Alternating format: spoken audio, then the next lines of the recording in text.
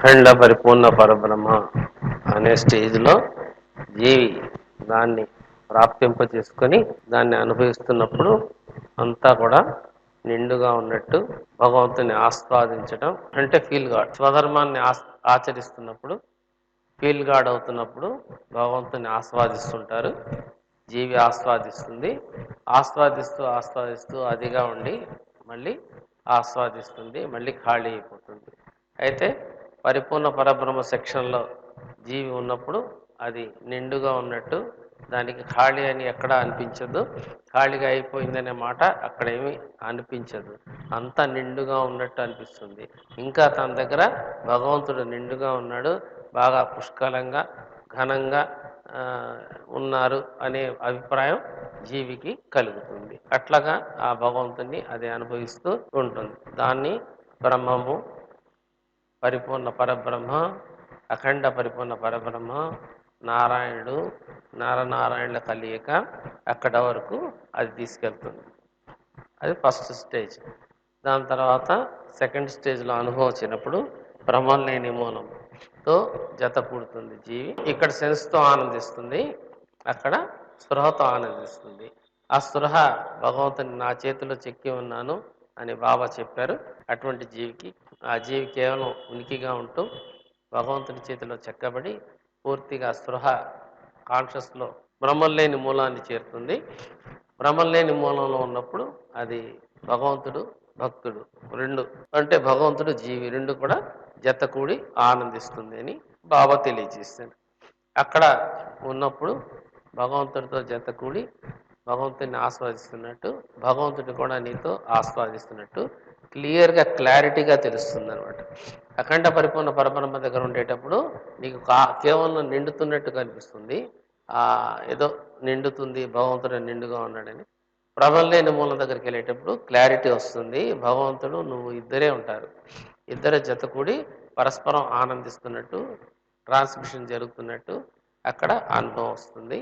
అది అనుభవం వస్తూ అది కూడా ఖాళీగా ఉంటుంది, మళ్ళీ అనుభవం వస్తుంటుంది, ఖాళీగా ఉంటుంది, అనుభవం వస్తుంటుంది, ఖాళీగా ఉంటుంది. అక్కడ ఖాళీ బాగా తెలుస్తూ ఉంటుంది. ఎందుకంటే అనుభవించేటప్పుడే ఇద్దరుగా ఉంటారు, అనుభవం అయిపోయి ఖాళీ అయిపోతుంది. అంటే ఒకటిగా అయిపోయినప్పుడు ఖాళీగా అనిపిస్తుంది. అక్కడ ఆ సెక్షన్ దాటిన తర్వాత అదే సెక్షన్ ఎక్స్టెండ్ అయినప్పుడు మూలానికి మూలం నరనారాయణులు కలియక మూలం, మూలానికి మూలం అస్సలు అంటే బ్రహ్మం లేని మూలం, దాని ఎక్స్టెన్షన్ అస్సలు భగవంతుడు. అంటే అస్సలు భగవంతుడు అంటే ఆయన కేవలం ఇప్పుడు ఇక్కడ ఇద్దరుగా ఉన్నారు కదా. ఫస్ట్ స్టేజ్లో పూర్తిగా అది నిండుతున్నట్టు ఉంటుంది, సెకండ్ స్టేజ్లో ఇద్దరు ఉన్నట్టు ఉంటుంది, నువ్వు నీ భగవంతుడు. థర్డ్ స్టేజ్లోకి వచ్చేటప్పటికి నువ్వెక్కడా అన్నాడు. అంటే నువ్వెక్కడా, నువ్వు అసలు లేకుండా ఉన్నట్టు ఉంది, లేకుండా ఉన్నట్టు ఉంది, నువ్వెక్కడా అంటే పూర్తిగా థర్డ్ స్టేజ్లో ఆ జీవిలో భగవంతుడే నిలయమే ఉంటాడు అని అర్థం. ఎటువంటి భగవంతుడు? ఖాళీగా ఉన్న భగవంతుడు. సమస్తం కలిగి ఉండి కూడా దేన్ని అంటకుండా అంటించిపోకుండా ఉండేది సెకండ్ స్టేజ్. థర్డ్ స్టేజ్లో ఉన్నప్పుడు ఖాళీగా ఉన్న భగవంతుడు, హాయిగా కంఫర్ట్గా ఉన్న భగవంతుడు. అక్కడ నీకేమీ అగుపించదు, కనిపించడం కానీ, మాట్లాడటం కానీ, వినిపించడం కానీ, చేయటం కానీ, చెందటం కానీ, పొందటం కానీ, క్రియ కానీ ఏమీ ఉండదన్నమాట. ఏమీ లేనటువంటి స్థితి ఏదైతే ఉన్నదో భగవంతుడు ఉన్నాడు, కానీ ఖాళీగా అనిపిస్తుంది. దాంట్లో మనకి హాయి, కంఫర్ట్ రెండు ఐటమ్సే వస్తుంది అనమాట. ఖాళీ, కంఫర్ట్ ఈ రెండు వస్తుంది.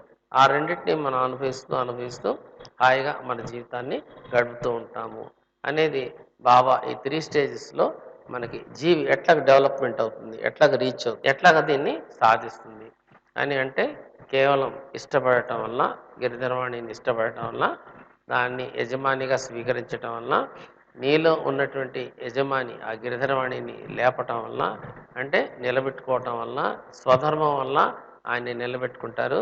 అలాగ స్వధర్మం ఆచరించడం వల్ల ఆయన మీలో నిలబడతారు, మీరు ఆయనలో నిలబడతారు. ఇది ఇంపార్టెంట్ పాయింట్. తండ్రి నా యందును, నేను తండ్రి యందును స్థిరముగా నిలబడి బహుగా ఫలించుట అనేది ఒక చోట ఇచ్చాడు ఆయన మాట. అది ఫలిస్తుంది అనమాట.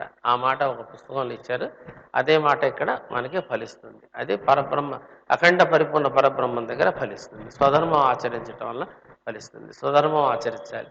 అలాగే ఈ హైయెస్ట్ పొజిషన్ ఏదైతే మనం ఇప్పుడు తెలియజేస్తున్నామో మూలానికి మూలం అస్సల్లో నుంచున్నప్పుడు, ఆ ఖాళీలో నుంచున్నప్పుడు దానికి కావాల్సినటువంటి బేసిక్ ఫండమెంటల్స్ అన్నీ కింద పుస్తకాల్లో ఇచ్చి ఉన్నారు.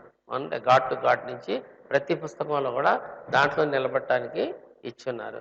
అక్కడ ఉన్నటువంటి ఆ ఖాళీలో వెళ్ళి నుంచిన తర్వాత నువ్వు లేకుండా పోతే శూన్యమైపోతుంది సుమా, జాగ్రత్త. ఖాళీలోకి వెళ్ళిన తర్వాత నువ్వు లేకుండా పోతే శూన్యమైపోతుంది. నువ్వు ఉండవు, నీ భగవంతుడు ఉండడు. కాబట్టి ఆ ఖాళీలో నువ్వు ఉండాలి. నువ్వు ఉండాలంటే నీ అహం ఉండాలి. అహం నిలబడి ఉండాలి. అన్నీ ఉంటాయి, అన్నీ డ్రాప్ అయిపోతూ ఉంటాయి, కానీ అహం మాత్రం నిలబెట్టుకోవాలి. నేనున్నాను, నేనున్నాను, నేనున్నాను, నేను ఇక్కడ ఉన్నాను. ఖాళీలో కూడా నేనున్నాను. అఖండ పరిపూర్ణ పరబ్రహ్మలో జీవి ఉన్నాను అని అనుకుంటుంది.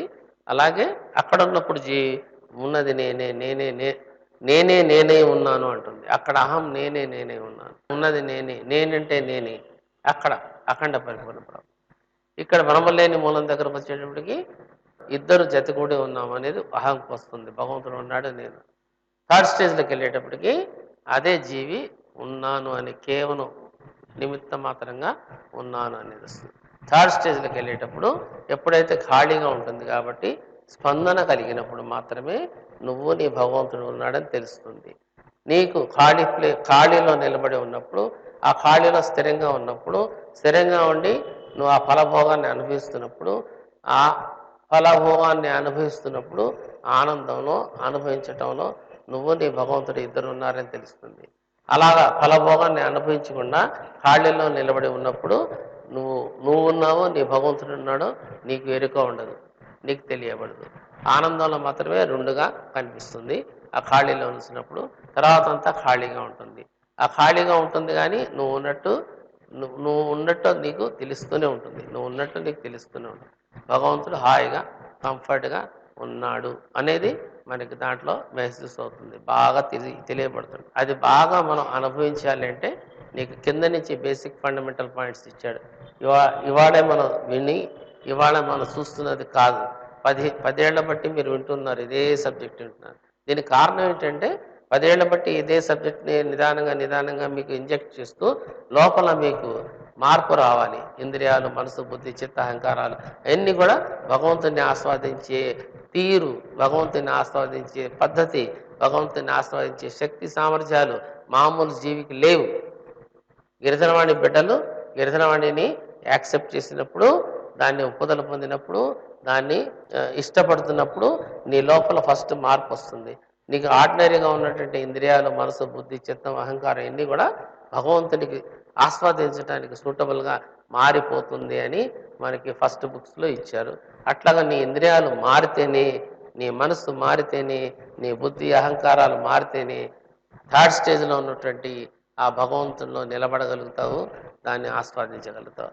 అదర్వైజ్ ఇప్పుడు సామాన్య జీవికి ఉన్నటువంటి ఇంద్రియాలు, మనసు, బుద్ధి, చిత్తహంకారాలు ఇక్కడ ఉన్నటువంటి లోకంలో, ఈ లోకంలో ఉన్నటువంటి దాన్ని మాత్రమే ఆస్వాదించటానికి, అనుభవించటానికి, శరీరంతో ఆస్వాదించటానికి, మనసుతో ఆస్వాదించటానికి, బుద్ధితో ఆస్వాదించడానికి, లోక తీరుగా దాన్ని ఆస్వాదించడానికి మాత్రమే ఇది సూట్ అవుతుంది.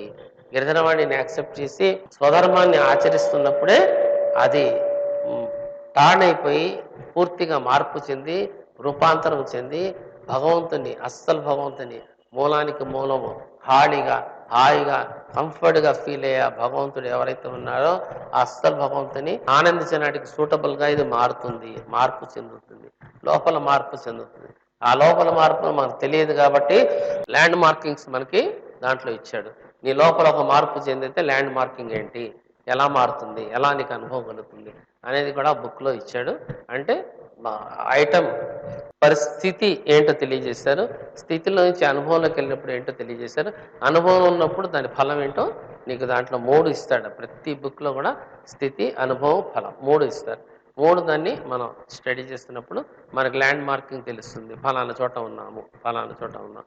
ఒక చోట వస్తుంది మనం ఈ ప్రాపంచికం నుంచి పూర్తిగా నిష్ప్రపంచమైపోయే స్థితి.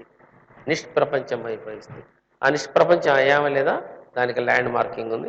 నిష్ప్రపంచం నుంచి నిజంలోకి ప్రవేశించేటప్పుడు ఒక ల్యాండ్ మార్కింగ్ ఉంటుంది. అక్కడి నుంచి అస్సలు భగవంతుడితో కలిసేటప్పుడు ఒక ల్యాండ్ మార్కింగ్ ఉంటుంది. అక్కడి నుంచి మూలంలోకి వెళ్ళేటప్పుడు ఒక ల్యాండ్ మార్కింగ్ ఉంటుంది. అక్కడి నుంచి మూలానికి మూలం హాయ్, కంఫర్ట్ అనే హాడి అనే స్థితిలోకి వెళ్ళేటప్పుడు ఒక ల్యాండ్ మార్కింగ్ ఉంటుంది. అన్నిటికీ ల్యాండ్ మార్కింగ్ ఉంది. ఇట్లా ఉంటేనే అది నువ్వు అట్లా ఉన్నట్టు లెక్క. ఇది లేకుండా నేను ఉన్నానండి, నాకు అట్లా అనిపిస్తుంది అంటే భ్రమ. ఇప్పుడు చెప్పిన సబ్జెక్ట్ ప్రకారం ఇంటికి వెళ్ళిపోగానే నాకు అనుభవం వచ్చేసిందండి, అసలు అక్కడ కూర్చోగానే నాకు అనుభవం వచ్చేసిందండి, అంతా నాకు ఇంటేక్ అయిపోయింది అని అనుకుంటున్నాం. ఓకే, ఇక్కడ ఉన్నప్పుడు ఇంజెక్ట్ అవుతుంది కాబట్టి ఇంటేక్ అవుతుంది. కానీ ఇంటికి వెళ్ళిన తర్వాత ఇదే అనుభవం నాకు ముందు కలిగింది, లేదా తర్వాత కలిగింది, ఇప్పుడు కలిగింది, నాకు వచ్చేసింది అని కూడా నీకు భ్రమ చూపిస్తూ ఉంటుంది. కాబట్టి ఆ భ్రమ లేకుండా, అంటే భ్రమ లేకుండా ఉండాలంటే ఏం ఏం కావాలి? భ్రమ లేకుండా నీకు అనుభవం రావాలంటే ఏం కావాలి? భావం లేకుండా ఉండాలి. భావం లేకుండా ఉంటే భ్రమ ఉండదు. అంటే భావాతీతం అవ్వాలి. అంటే భావాతీతం అవ్వాలి. సర్వాతీతం అవ్వాలి. సర్వాతీతమై భావాతీతమైనటువంటి స్థితిలో మాత్రమే ఈ ఖాళీని మనం అనుభవించగలుగుతాము. సో బేసిక్ ఫండమెంటల్ అనమాట. గుణరహితం అవ్వాలి, నిష్క్రియ అవ్వాలి, భావాతీతం అవ్వాలి. బ్రహ్మానందం పరమసుఖదం కేవలం జ్ఞానమూర్తిం ద్వందాతీతం గగన సాదృశ్యం తస్సమస్యాది లక్ష్యం ఏకం విమలం అచలం సర్వదీ సాక్షిభూతం భావాతీతం త్రిగుణరహితం అన్నాడు. భావాతీతం త్రిగుణరహితం, గుణాలు లేకుండా ఉండాలి, భావాలు లేకుండా ఉండాలి. ఇవన్నీ కూడా లేకుండా ఈ స్థితిని మనం కలిగి ఉన్నప్పుడు మూడో స్థితి, థర్డ్ పొజిషన్ ఏదైతే ఉన్నదో దాంట్లో నిలబడగలుగుతాము, దాన్ని ఆస్వాదించగలుగుతాం. ఇవన్నీ కూడా మనం సబ్జెక్ట్ వైజ్ చూసుకుంటూ వెళ్ళటం, దాన్ని అనుభవించటం అంటే లైన్లో వెళ్ళటం, క్యూలో నిలబడి వెళ్ళటం.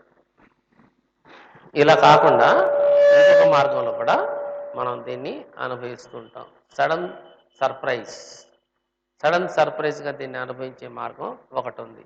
అదేంటంటే భగవంతుని అమితంగా ఇష్టపడటం, అమితంగా ప్రేమించటం, ఒప్పుదల పొంది ఉండటం. At any cost, at any time, at anywhere, any position you must be ready to accept the God in his own way, not in your own way. నీ ప్రణాళిక ప్రకారం కాకుండా భగవంతుని ప్రణాళిక ప్రకారం నువ్వు కానీ నడవగలిగితే, ఇష్టపడితే, ఒప్పుదల పొందితే, భగవంతుని ప్రణాళిక ప్రకారం నడిస్తే ఇవన్నీ కూడా నువ్వు లైన్లో ఎన్ని ఒక్కొక్కటి అలా అనుభవించటం కాకుండా సడన్ సర్ప్రైజ్గా నీకు ఎక్కడి నుంచి ఎత్తి అక్కడ పెట్టేస్తాడు ఎట్ ఏ టైం. ఎలాగైతే చీమ మొదటి నుంచి చివరి దాకా చీమ పాకుతూ వెళ్తుంది, అది సబ్జెక్ట్ అనమాట. సబ్జెక్ట్ వైజ్ ఇండివిజువల్గా సాధన చేసుకుంటూ ఇంకోటి లేకుండా నువ్వు ప్రత్యేకంగా నడుస్తూ ఉన్నప్పుడు, నీ అంతటా నువ్వు నడుస్తున్నప్పుడు చీమలాగా దాని మీద పాకుతూ వెళ్లాల్సి వస్తుంది.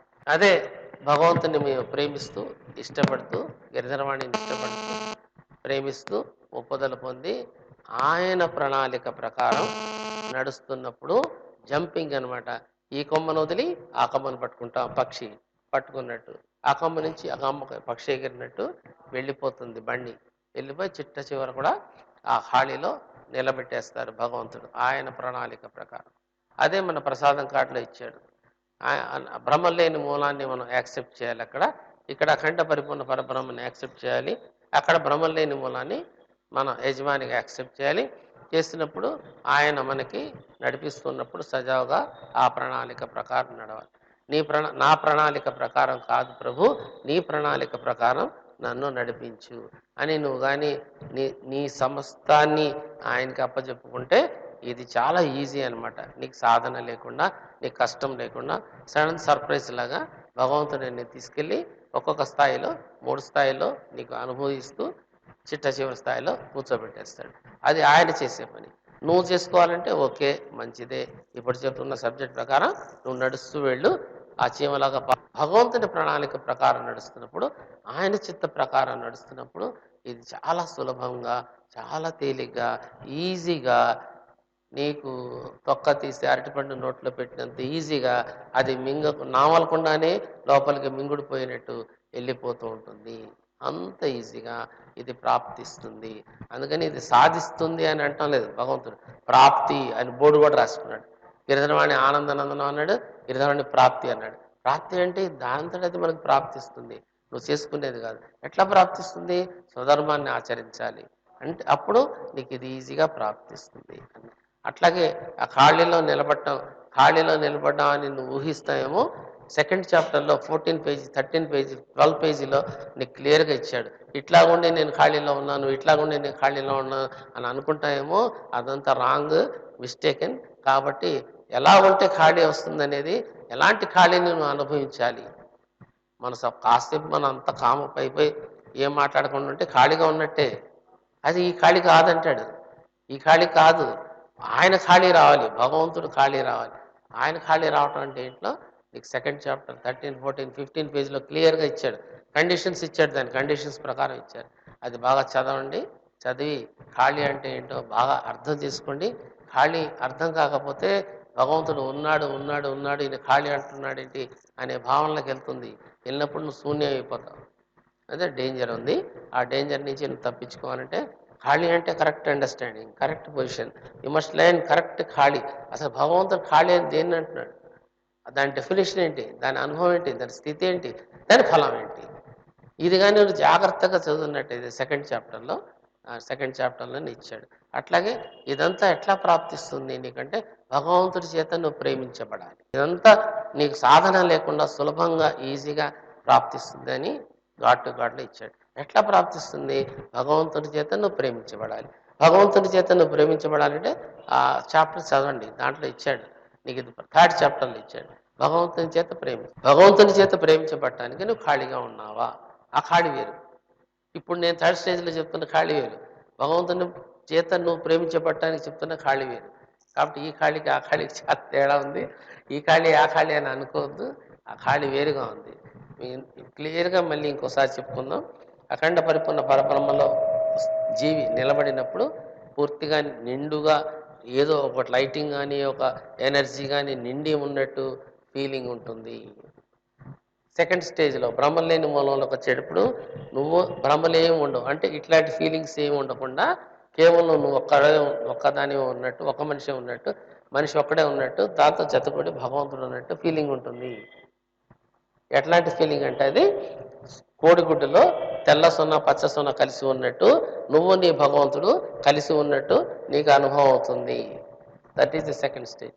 థర్డ్ స్టేజ్లోకి వచ్చేటప్పుడు నువ్వు నీ భగవంతుడు కలిసి ఉన్నావు అంటే పచ్చ సున్న తెల్ల సున్న కలిసి కోడిగుడ్లో ఉన్నట్లు అట్లా ఇది రెండు కనిపిస్తుంది కదా ఆకారంలో.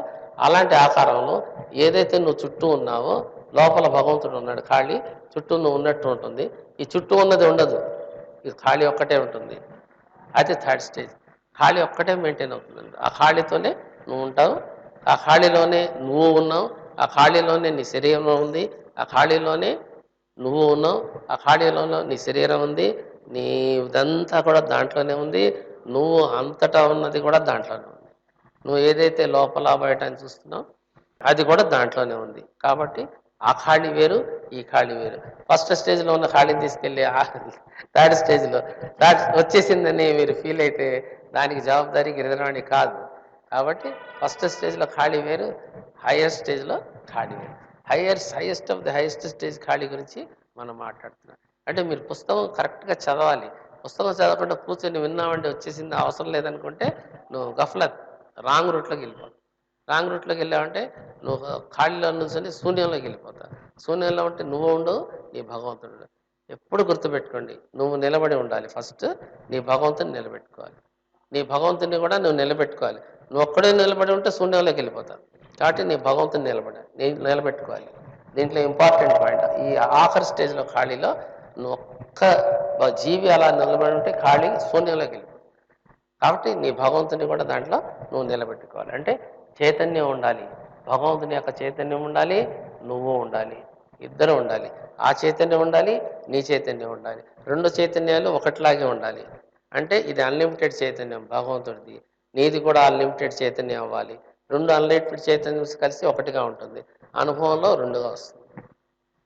కాబట్టి చైతన్యాన్ని ఎట్లా అన్లిమిటెడ్ చేసుకోవాలి, నీ చైతన్యాన్ని నువ్వు ఎట్లా అన్లిమిటెడ్ చేసుకోవాలి, ఎట్లా భగవంతుడితో కలిసి ఆ ఖాళీలో ఉండటానికి ముందు ఫస్ట్ స్టెప్ 1-0-1-1 పర్ఫెక్ట్గా అయితే కానీ ఈ ఖాళీలో ప్రవేశం ఉండదు, ఈ ఖాళీలోకి వెళ్ళలేవు, నువ్వు నిలబడలేవు. కాబట్టి స్టెప్ వైజ్ నీకు అన్నీ నీట్గా చక్కగా భగవంతుడు వివరించారు. కాబట్టి కన్ఫ్యూజ్ అయిపోతూ కౌంటింగ్ వేసుకుంటూ కింద నుంచి పైకి నిన్ను నీ భగవంతుని జాగ్రత్తగా చూసుకుంటూ వెళ్తూ ఉండాలి. నిన్ను నీ భగవంతుడు, నువ్వు ఉన్నావా లేదా, నీ భగవంతుడు నీతో ఉన్నాడా లేదా, ఆయన ఎక్కడైనా నీకు వదిలేశాడా ఏంటి, నువ్వు ఆయన వదిలేసావా, ఈ రెండు చూసుకోవాలి. ఆ ఖాళీ దాకా వెళ్ళాలంటే నువ్వు ఉన్నావా లేదా, నీ భగవంతుడు నీతో ఉన్నాడా లేదా, నీ భగవంతుడు నిన్ను వదిలేశాడా, నువ్వు నీ భగవంతుని వదిలేసావా, అది కూడా చెక్ చేసుకుంటూ ఉండాలి. పక్కనే ఉన్నట్టు ఉంటాడు, ఉండడు, జారిపోతాడు. అలాగే నువ్వు నేను భగవంతుడితోనే ఉన్నాను అని అనుకుంటావు, కానీ నువ్వు భగవంతుడితో ఉండవు. నీ మొగుడు దగ్గర, పిల్లల దగ్గర, పెళ్ళాం దగ్గర, ఈ ప్రపంచంలోనో సబ్జెక్టు దగ్గర, నీ గురువు దగ్గర, నీ దేవుడి దగ్గర ఉంటావు. చేరే దాంట్లోనో, పుచ్చుకునే దాంట్లోనో, పొందే దాంట్లోనో, సాధనలోనో ఎక్కడ ఉంటావు. నువ్వు ఉన్నావు అనుకుంటున్నావు, భగవంతుడితో ఉండవు. నీ ఇష్టమైన దాంట్లో ఉంటాను. అది అలాగే భగవంతుడు ఉన్నాడు అనుకుంటా, భగవంతుడు నీతో ఉండడు. ఎందుకంటే నువ్వు ఏదో అక్కడైతే గఫ్లత్ పనులు చేస్తుంటావు, గమ్మత్ పనులు చేస్తున్నప్పుడు నేను భగవంతుడు పక్కకు వచ్చేస్తాడు. నువ్వు అనుకుంటా భగవంతుడు నాతోనే ఉన్నాడు, ఏం పర్వాలేదు, నేను అక్కడే ఉన్నాను ఆ స్టేజ్లో. కాబట్టి ఎన్ని సైడ్ రియాక్షన్స్ వస్తుంటాయి. దానివల్ల నువ్వు ఉన్నావా లేదా చెకప్ యువర్ సెల్ఫ్. ఫస్ట్ నువ్వు ఉన్నావా లేదా ఆ మోహంలో, నీతో పాటు నీ భగవంతుడు ఉన్నాడా లేదా, నీ భగవంతుడు లేకుండా నువ్వు ఉన్నావా, నువ్వు లేకుండా నీ భగవంతుడు ఉన్నాడా, నువ్వు లేకుండా నీ భగవంతుడు ఎప్పుడూ ఉండడు, నువ్వు ఉంటేనే ఉంటాడు. ఎందుకంటే మేలు కలిపేది నువ్వే, దాన్ని నిలబెట్టేది నువ్వే. కాబట్టి అన్లిమిటెడ్ చైతన్యంతో నువ్వు కూడా అన్లిమిటెడ్ అయితే కానీ ఈ కలయిక జరగదు. కలయిక జరిగిన తర్వాత ఆ స్థితి వస్తుంది, ఖాళీ అనే స్థితి వస్తుంది. Highest of the highest God, the final God, the ultimate God అట్లా ఉన్నాడు. ఆయన ఖాళీగా కనిపిస్తున్నాడు మనకి. దాంట్లో నుంచి ఆయన స్పందన వస్తుంది. స్పందన దగ్గరకు వచ్చేటప్పటికి ఎట్లా ఉంటుంది స్పందన? ఖాళీగా ఉంది, ఖాళీగా ఉన్నప్పుడు ఒక స్పందన కలుగుతుంది. ఆ స్పందన రియాక్షన్లోకి వచ్చి నీ నిజ జీవితంలో అమల్లోకి అవుతున్నట్టు కనిపిస్తూ ఉంటుంది స్పందన. అలాగే అక్కడ కానీ స్పందన లేకపోతే ఒకటిగా ఉంటుంది, స్పందన వస్తే రెండుగా ఉంటుంది. స్పందన యొక్క యాక్షన్ ఎట్లా ఉంటుంది? ఖాళీలో స్పందన యొక్క యాక్షన్ ఎట్లా ఉంటుంది? నువ్వు ఖాళీగా ఉన్నప్పుడు, ఖాళీలో నువ్వు కూడా ఉన్నప్పుడు నీకు తెలియదు, అంతా ఖాళీగా ఉంటుంది. నువ్వు ఖాళీ, నీ భగవంతుడు ఖాళీ, రెండిద్దరు ఖాళీ. సపోజ్ దాంట్లో ఒక స్పందన నీకు కలిగింది అనుకో, కలిగితే నువ్వు నీ భగవంతుడు ఆనందించేటప్పుడు రెండుగా కనిపిస్తుంటారు. అంటే ఏ స్పందన లేకుండా ఉంటే ఒకటిగా ఉంటున్నావు, స్పందన కలిగితే నువ్వు నీ భగవంతుడిగా ఉంటున్నావు. ఇది నీకు అక్కడ అనుభవం అవుతుంది. నువ్వు కనిపిస్తున్నావు, నీ భగవంతుడు. ఇంకా పోని అవుతుంది స్పందన కలిగినప్పుడు. అంత స్పందన నువ్వే అయి ఉన్నావు, ఖాళీ నువ్వే అయి ఉన్నావు. స్పందన వచ్చినప్పుడు అనుభవించే రెండు నువ్వే ఉన్నాయి, మూడు ఒకటే అనే అనుభవం కలుగుతూ ఉంటుంది.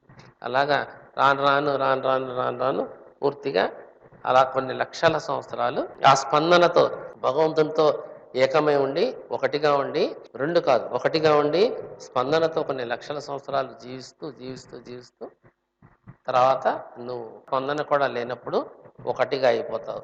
అంటే పూర్తిగా నువ్వు లేకుండా పోతావు. కాబట్టి కొన్ని లక్షల సంవత్సరాల స్పందన ఉంటుంది. ఎట్లా చెప్తున్నారండి మీరు లక్షల సంవత్సరాల స్పందన ఉంటుందని?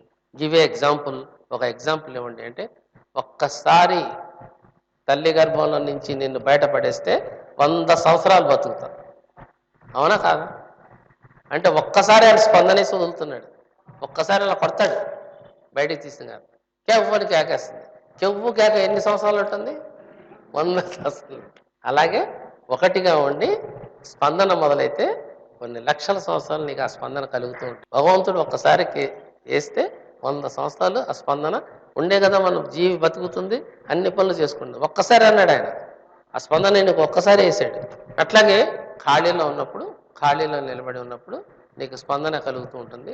ఆ స్పందన వచ్చినప్పుడు దీన్ని ఆనందిస్తుంటాం, ఆస్వాదిస్తుంటాం. అక్కడ ఉండి ఇక్కడ ఆస్వాదిస్తుంటాం, ఆనందిస్తుంటాం.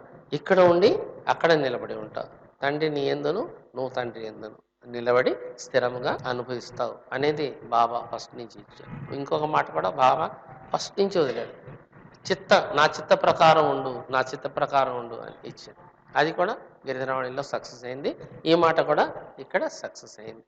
అలాగే నువ్వు ఒకటి కలిసి ఒకటిగా అయిపోతుంది. కాబట్టి ఆ ఒకటిలో స్పందన వస్తుంది. ఈ స్పందన వచ్చినప్పుడే నీకు ఈ అనుభవం ఏదైనా నీకు అది కలుగుతూ ఉంటుంది. స్పందన లేనప్పుడు హాయి కూడా అనిపించదు, కామ్గా ఉంటుంది. ఆ స్పందన లేనప్పుడు హాయిగా ఉంటుంది, స్పందన లేనప్పుడు హాయిగా ఉంటుంది, స్పందన కలిగినప్పుడు అనుభవిస్తున్నట్టు ఉంటుంది. ఈ రెండు డిఫరెన్స్లు. స్పందన లేనప్పుడు హాయిగా ఉన్నట్టు ఉంటుంది, ఒకటిగా ఉండి ఉన్నప్పుడు హాయిగా ఉంటుంది, స్పందన ఉండదు, హాయిగా అనిపిస్తుంది. స్పందన వచ్చినప్పుడు అనుభవిస్తున్నట్టు ఉంటుంది, రెండుగా ఉన్నట్టు ఉంటుంది. నువ్వు నీ భగవంతుడు, నువ్వు అనుభవించే వస్తువు రెండుగా ఉంటుంది, రెండుగా అనిపిస్తుంది. నువ్వు అనుభవించే వస్తువు రెండుగా ఉంటుంది. అనుభవించే వస్తువు జీవే ఉంది, అనుభవిస్తుంది భగవంతుడే ఉన్నాడు. ఈ రెండు డిఫరెన్స్. అక్కడికి వచ్చేటప్పుడు పూర్తిగా నాలెడ్జ్ మారిపోద్ది. ఇక్కడ అర్థాలు అక్కడ ఉండవు, ఇదే పదాలు అక్కడ ఉంటాయి కానీ అర్థం మారిపోతుంది. అలాగా నీ అనుభవాన్ని బట్టి నీ యొక్క స్థితి పెరిగే కొలది నీకు తెలియబడుతూ ఉంటుంది.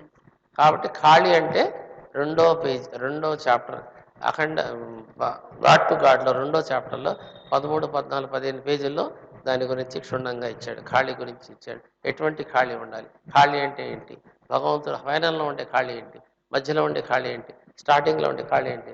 నువ్వు మామూలు మనిషిగా ఉండి కాస్త కూర్చొని మెడిటేషన్ చేస్తున్నాను నేను నిశ్శబ్దంగా కూర్చొని ఉంటే వచ్చే ఖాళీ ఏంటి, ఈ ఖాళీలో నువ్వు లేకుండా నువ్వు నిలబడితే శూన్యం అయిపోవటం అంటే ఏంటి, శూన్యం ఏంటి, లయం ఏంటి, నిలబడటం ఏంటి, ఉండటం ఏంటి, స్పందన ఏంటి, ఇన్ని రకాలు ఉన్నాయి దాంట్లో. ఇప్పుడు ఎన్ని చెప్పాను మీకు, అవన్నీ ఉన్నాయి. కాబట్టి జాగ్రత్తగా చూసుకొని లయం అవ్వకుండా శూన్యం అవ్వకుండా భగవంతుని నిలబడి స్పందన కలుగుతూ నువ్వు ఉంటూ ఉండాలి. స్పందన లేకపోతే లయం అయిపోతుంది. కాబట్టి స్పందన వస్తూ ఉండాలి, దాంట్లో కూడా స్పందన. అంటే దాంట్లో నిలబడి ఇక్కడ అనుభవిస్తుంటావు, ఇక్కడ జీవితం సుఖమయంగా ఆనందమయంగా అనిపిస్తుంది. ఇక్కడ అనుభవిస్తూ దాంట్లో నిలబడి ఉండాలి. సో ఇది ప్రాక్టీస్ చేసుకోమని బాబా మనకు తెలియజేస్తూ వచ్చారు. కాబట్టి సాధన, దీని గురించి కష్టపడటం, డౌట్స్ పెట్టుకోవటం. జంకు నన్ను భజించు జంకేలా, నన్ను భజించు జంకేలా ఇజక్నా దేక్కే డర్నా, పిచ్చేహట్ల. పిచ్చేహట్ల అంటే బ్యాక్ వాటర్ లాగా వెనక్కి వెళ్ళిపోవటం.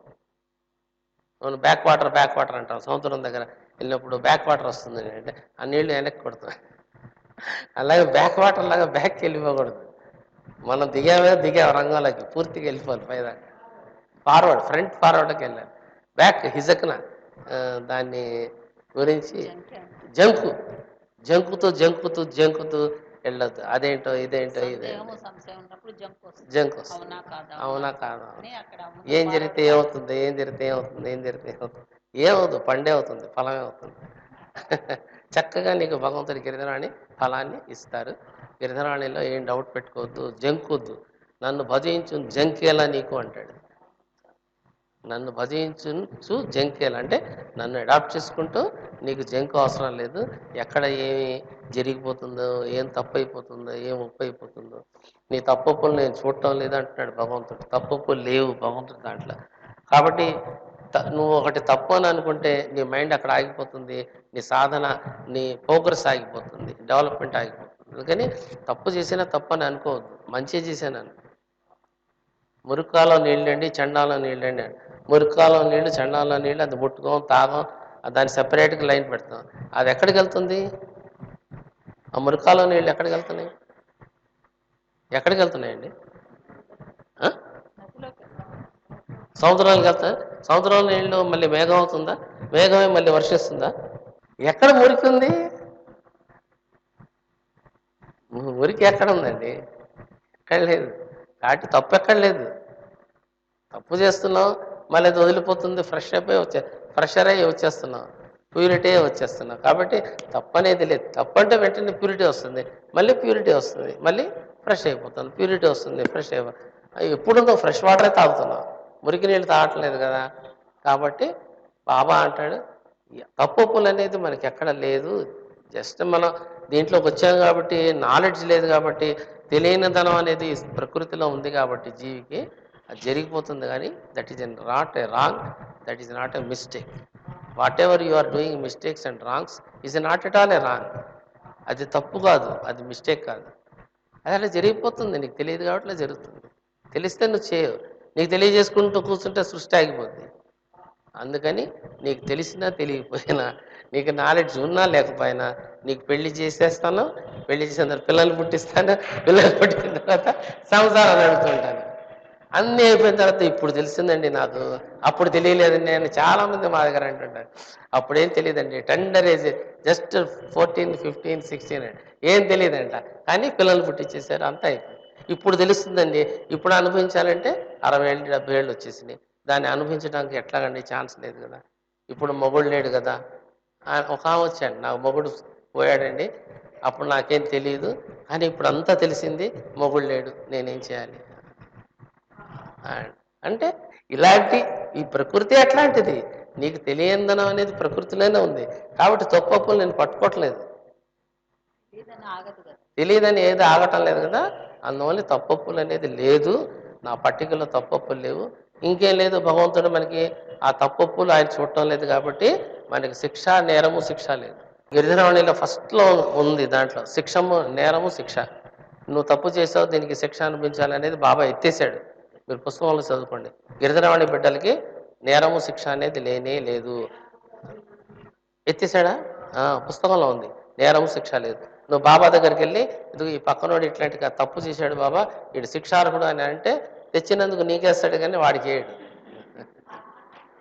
కాబట్టి ఇతరుల తప్పులు నాకు వినిపించొద్దు, వినిపించి నీ దగ్గర వర్కౌట్ చేయటం నేను ఆగిపోతాను. నువ్వు ఇతరుల తప్పులు ఎంచొద్దు, చూపించొద్దు నాకు. అదే ధ్యేయంగా పెట్టుకొని నువ్వు తప్పు చేసావు, వాడు అట్లా చేశాడు, వాడు ఇట్లాంటి వాడు, వీడు ఇట్లాంటి వాడు, ఈ ఎంచటం అనేది నువ్వు పెట్టుకుంటే నీ దగ్గర నేను వర్కౌట్ ఆగిపోతాను అని అన్నాడు బాబు. ఉందా పుస్తకం? ఉందా? ఉంది. కాబట్టి ఎవరి తప్పులు మీరు ఎంచొద్దు, ఎవరి తప్పులు చూడొద్దు. చూసినా బాబాకి విన్నవించొద్దు, వీడు తప్పు చేస్తున్నాడు, వీడు ఎట్లాంటి వాడు, వీడు ఇట్లాంటి వాడు అని అన్నాడు. అలాగే దేన్ని కూడా మీరు కేర్ చేయకుండా ఒక భగవంతుడిని చూసుకుంటూ స్ట్రైట్ ఫార్వర్డ్ వెళ్ళిపోతూ ఉండాలి. భగవంతుడు మళ్ళీ మళ్ళీ మనకి దొరికేవాడు కాదు. ఆయన మన దగ్గర నుంచి మిస్ చేసుకోకూడదు.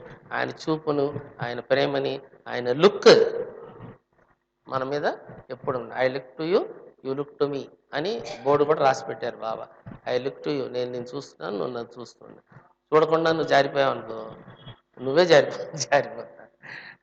అందుకని నువ్వు జంకుతో ఇవన్నీ ఎందుకు చేస్తున్నావు అంటే, జంకు ఏమైపోతుందో ఏంటో, అది మంచో, ఇది చెడో, ఇది అవును, అది కాదు, ఇవన్నీ ఎందుకు వెళ్ళాలి, ఏం చేయాలి. You are observing all the ground. నీ చుట్టూ ఉన్న గ్రౌండ్ అని నువ్వు అబ్జర్వ్ చేసుకుంటుంటే దాన్ని చూడలేవు. ఏదైతే ఖాళీ అని అనుకుంటున్నా ఇవన్నీ ఎందుకు చెప్తున్నాయి, వాడు ఏంటి గురువుగారు ఎట్లా మాట్లాడుతున్నారు బాబా గారు అంటే, దాన్ని చూడకుండా మిస్ అయిపోయే పాయింట్స్ అనమాట. ఇవన్నీ పుస్తకంలో ఉన్నాయి. ప్రతిదీ మీకు ఆచరణలో ఉండాలి. ఉన్నప్పుడే ఆ అస్సలియత్, మూలానికి మూలము అస్సలు అయిన ఖాళీని నువ్వు అనిపించగలవు. నౌ అవర్ గిరిధరవాణి ఈజ్, మన గిరిధరవాణి భగవంతుడు చూడటానికి రూపనామాలతో ఉన్న అలాగా ఖాళీగా ఉన్న భగవంతుడు, హాయిగా ఉన్న భగవంతుడు. You feel always like that. రూపనామాలను చూసినప్పుడల్లా నువ్వేం ఫీల్ అవ్వాలి, అది మా భగవంతుడు, నా భగవంతుడు, ఖాళీగా హాయిగా ఉన్న ఆ భగవంతుడే రూపనామాలతో ఇట్లా నాకు కనిపిస్తున్నారు అని, నీ కోసం కనిపిస్తున్నాడు అని చెప్పేది నువ్వు ఫీల్ అవ్వాలి. అంతేగాని రూపనామాలు అంటే భగవంతుడు కాదు, ఖాళీ కదా, ఇది రూపనామాలు కదా, ఇది కదా, అది కదా, అది కదా, ఇది కదా అని ఇట్లా నువ్వు లెక్కలేస్తున్నావు అనుకో, నీకు చివరికి ఏమి రాదు. అందుకని మళ్ళీ డౌట్ వచ్చేస్తుంది. అలా అన్నారు కదా భగవంతుడు ఖాళీ హాయిగా అట్లా ఉంటాడని. ఇట్లా రూపనామాలు ఫస్ట్ స్టేజ్ ఏమైంది, ఇట్లాగా నీకు సొంత భావాలు. అందుకని భావాతీతం, నీ భావానికి అతీతం అయిపో. ఏ భావం నీకొద్దు, భగవంతుడి గురించి భావం వద్దు, నీ గురించి నీకు భావం వద్దు, రెండూ వదిలేసి సర్వాతీతం అయిపోతేనే దాన్ని అనుభవిస్తావు. నేను అట్లా చూపిస్తున్నా, అక్కడెక్కడ ఉందని చూస్తారు. ఆ సినిమాలో అట్లా అంటుంటాడు, అట్లా చూస్తుంటాడు. నేను చూపిస్తుంది అక్కడ కాదు, ఇక్కడే. ఈ రూపనామాలతో చూస్తున్నా కూడా ఇది ఖాళీగా ఉన్న భగవంతుడు, హాయిగా ఉన్న భగవంతుడు, కంఫర్ట్గా ఉన్న భగవంతుడు. That is my God. అది నా నిజం. నా నిజమే నా ఎదురుగా గిరిధరవాణిగా ఉన్నది. ఈ నిజాన్ని నీ దగ్గర నువ్వు అనుభవించేదాకా దీన్ని చూస్తూ ఉంటావు. ఈ నిజాన్ని, నీ నిజాన్ని నువ్వు సొంతంగా అనుభవించేదాకా, ఈ నిజాన్ని నీ దగ్గర నువ్వు అనుభవించేదాకా దీన్ని చూస్తూ ఉంటావు. నీ నిజాన్ని నువ్వు అనుభవించలేకపోతే రూపనామాలతో ఉన్న నన్ను చూస్తూ నీ నిజాన్ని నువ్వు ఫీల్ అవ్వు. ఆ ఫీల్ అవుతూ ఒక రోజుకి నువ్వే నీ నిజాన్ని ఫీల్ అవుతావు. అందువల్ల నీ ఎదురుగా ఉన్నాను అని బాబా చెప్పాడు.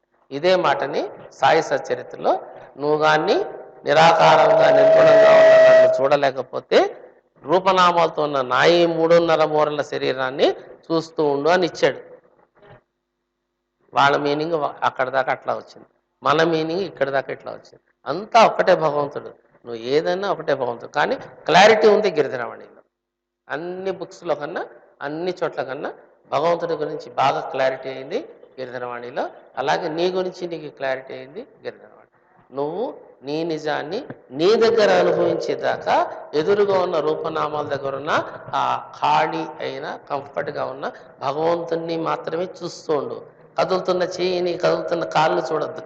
దాన్ని చూడటానికి నువ్వు ఇక్కడికి రా. దాన్ని చూసి ఫీల్, దాన్ని చూసి you be in closeup with God. అప్పుడు నువ్వు ఆయనతో జతపడగలుగుతావు. Don't see the physical form, physical actions and physical nature. That is common thing. నువ్వు ఎట్లాగైతే ఉన్నావో అది కూడా అట్లాగే ఉంటుంది. నువ్వు నిజాన్ని అనుభవించేదాకా ఇదంతా నీకు కనిపిస్తుంటుంది. నిజాన్ని అనుభవిస్తే నువ్వు నేను ఒక్కటే, నువ్వు నేను ఒకటే. నువ్వు వేరు కాదు, నేను వేరు కాదు. నేనే చెప్తున్నా, నువ్వు వేరు కాదు, నేను వేరు కాదు. నువ్వు నేను ఒక్కటే.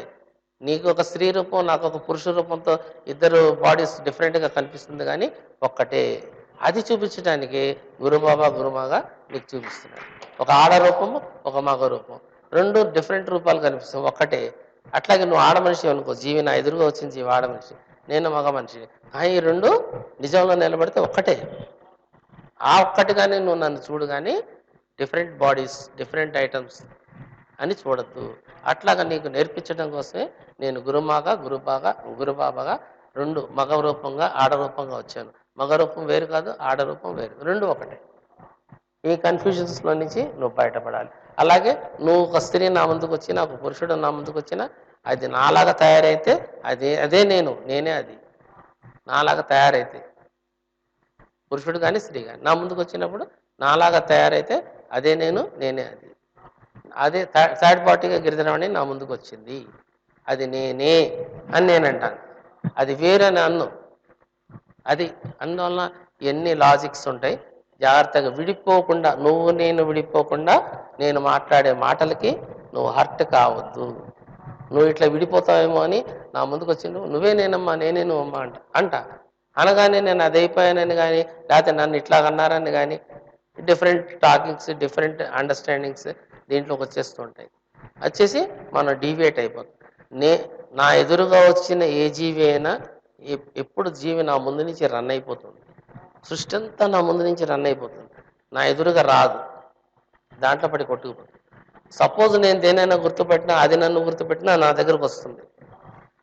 వచ్చినప్పుడే నేను ఇట్లా మాట్లాడుతుంటాను. వచ్చిన జీవిని మళ్ళీ నేను విడిపోవటానికి ఒప్పుకోను. నా దగ్గరకు వచ్చిన జీవిని నేను విడిపోవటానికి ఒప్పుకోనంటాడు భగవంతుడు. అది నాతోనే అలా కలిసిపోయి నేను అది ఒకటిగా ఉండాలి అనేదే భగవంతుడి యొక్క యాంబిషన్, కోరిక, ఆయన ఉద్దేశం. అది మళ్ళీ విడిపోయి ఆ లైన్లో ఆ సృష్టిలో పడి కొట్టుకుపోవటానికి నేను ఒప్పుకోవట్లేదు అని భగవంతుడు తెలియజేస్తుంది. భగవంతుడు తెలియజేస్తుంది. భగవంతుడు తెలియజేస్తుంది. భగవంతుడు తెలియజేస్తుంది. భగవంతుడు